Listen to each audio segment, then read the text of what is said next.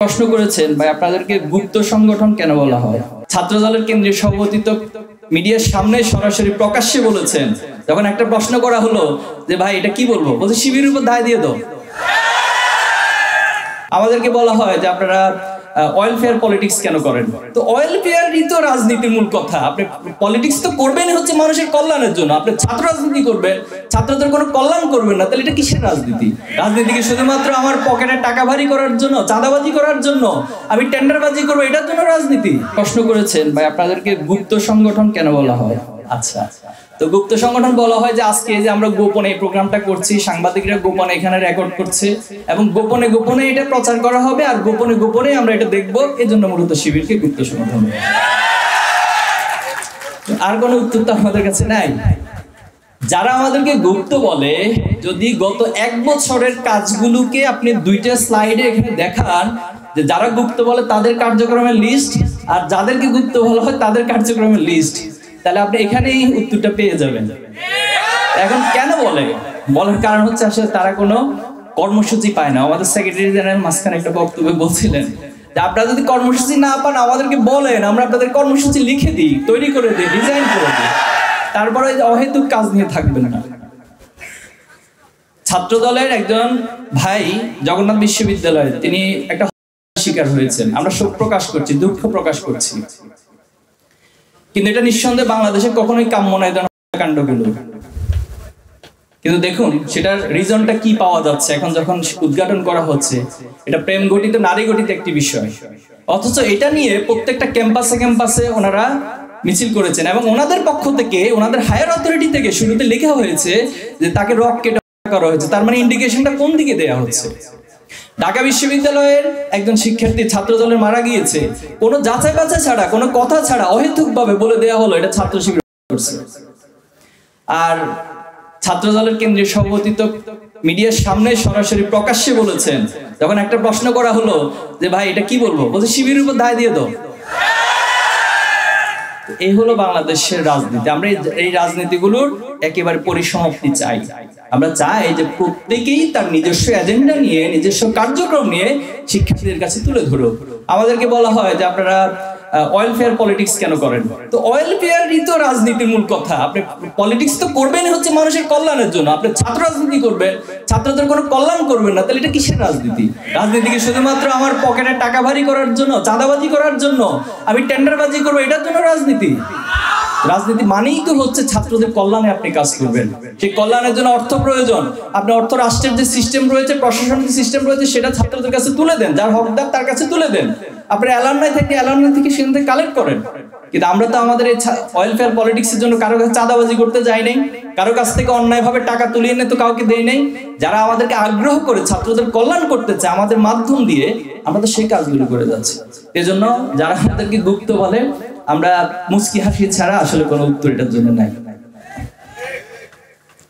বাংলাদেশের প্রেক্ষাপটে একজন মেয়ে রাজনীতিতে যোগ দিলে কতটা নিরাপদ থাকতে পারে? তো আমাদের যেটা কনসেপ্ট, বাংলাদেশে তো টোটাল এখন যেটা রেশিও প্রায় অলমোস্ট 50%, পুরুষ 50%, মহিলা 50%, এবং কিছু কিছু ক্ষেত্রে মেডিকেল এবং ইঞ্জিনিয়ারিং সহ বিশ্ববিদ্যালয়গুলোতে পার্টিকুলারলি দেখা যায় যে মেয়েদের রেশিওটা একটু বেশি, একটু বেড়ে গিয়েছে।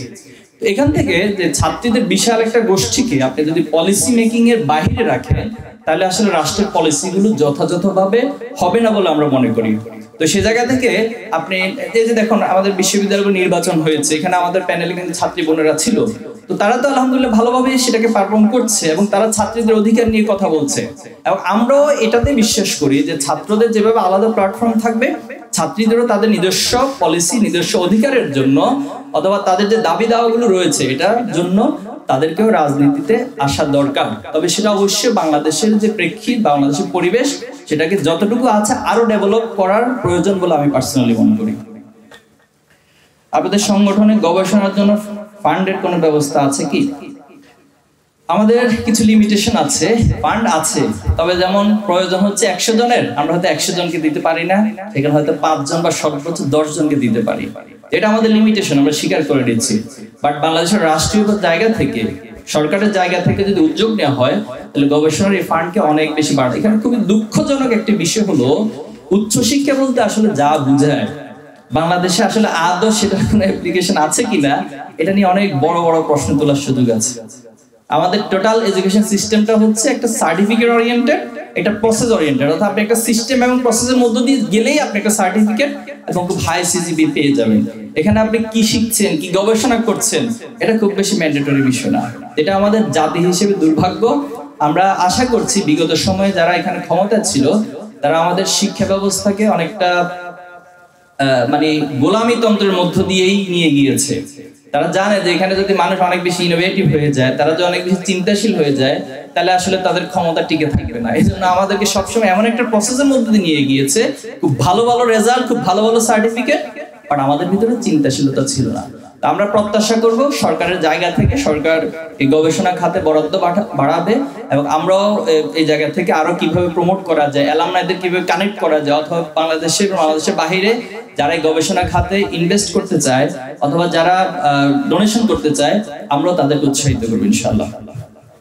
বাংলাদেশ শিক্ষা ব্যবস্থার আমূল পরিবর্তনের জন্য ছাত্র শিবির কি ভূমিকা রাখছে? আমরা কিছুদিন আগে 30 দফা দাবি উত্থাপন করেছি বাংলাদেশ শিক্ষা সংস্কারের জন্য। আমাদের এখানেও দুর্ভাগ্য, দেখুন আজকে স্বাধীনতার এতগুলো বছর হলো, অথচ কমপ্লিট কোন শিক্ষা ব্যবস্থা আমরা প্রণয়ন করতে পারিনি। সেই কুদরতি খোদা শিক্ষা ব্যবস্থার একটা ওনারা কিছু প্রস্তাবনা দিয়েছিলেন, এরপরে মাঝখানে আরো অনেকগুলো কমিশন হয়েছিল, অনেক সংস্কার কমিশন হয়েছে, কিন্তু ওই অর্থে এই জাতিসত্তার যে উৎস, যে ইতিহাস, এই জাতিসত্তা যা দাবি করে সে আলোকে আসলে আমাদের শিক্ষা ব্যবস্থা গড়ে ওঠেনি। আমরা সেই দাবিগুলোর মধ্যে একটা কমিশন গঠন করার বিষয় বলা হয়েছে। এরপরে শিক্ষার যে কারিগরি শিক্ষাকে গুরুত্ব দেওয়া, যেহেতু আমাদের হিউজ হিউম্যান রিসোর্স রয়েছে এবং উচ্চশিক্ষার জন্য সে পরিমাণ আমাদের বরাদ্দ বা সুযোগ নেই, সুযোগের স্কোপটা খুবই লিমিটেড, এজন্য কারিগরি শিক্ষাকে প্রমোট করার বিষয়ে আমরা বলেছি। এরপরে উচ্চশিক্ষা গবেষণার ক্ষেত্রে বরাদ্দ বাড়ানোর বিষয় বলেছি। এভাবে আপনারা সুযোগ থাকলে একটু দেখে নেবেন, সেখানে 30 দফা দাবি আমরা উত্থাপন করেছি এবং এই দাবিগুলো নিয়ে আমরা কন্টিনিউয়াসলি কাজ করে যাব ইনশাআল্লাহ। শিবির প্রাইভেট বিশ্ববিদ্যালয়ের শিক্ষার্থীদের বুদ্ধিবৃত্তিক ও নৈতিক বিকাশে ভূমিকা কতটুকু রাখছে? আমরা সামগ্রিকভাবে সারা দেশের জন্য কাজ করছি, তবে প্রাইভেট বিশ্ববিদ্যালয়ের দায়িত্বশীল ভাইরা এখানে আছেন, আমি আশা করব ভাইরা এই জায়গাগুলোতে অনেক বেশি গুরুত্ব দিবেন। নর্মালি যেটা প্রাইভেট বিশ্ববিদ্যালয় হচ্ছে যে ক্যারিয়ার গাইডলাইন প্রোগ্রাম, আপনাদের সমস্যাগুলো যেগুলো রয়েছে এগুলো সলভ করার চেষ্টা করা হয়। আপনাদেরকে নিয়ে বেশ কিছু সামিটের আয়োজন ভাইরা করেছেন, এরপর সায়েন্স রিলেটেড একটা প্রজেক্ট সামনে ভাইদের আয়োজন রয়েছে। তো এভাবে করে সামষ্টিকভাবেই যে বুদ্ধিভিত্তিক জায়গাগুলো, আপনারা জানেন যে আমাদের সাহিত্য বিভাগ রয়েছে, আপনারা যারা সাহিত্য চর্চা করেন আপনারা আমাদের এই বিভাগের মাধ্যমে ইনক্লুড হতে পারেন, সেখানে হিউজ অপরচুনিটি আপনার জন্য থাকবে। আমাদের কালচারাল বিভাগ রয়েছে, গবেষণা বিভাগ রয়েছে, আমাদের আন্তর্জাতিক বিভাগ রয়েছে। যারা বিদেশে উচ্চশিক্ষার জন্য যেতে চান তাদেরকে প্রমোট করা, তাদেরকে রেডি করা, কি কি লজিস্টিক সাপোর্ট প্রয়োজন, সবকিছুর ক্ষেত্রে আমাদের টোটাল 34টি বিভাগ ছাত্র শিবিরের কাজ করছে।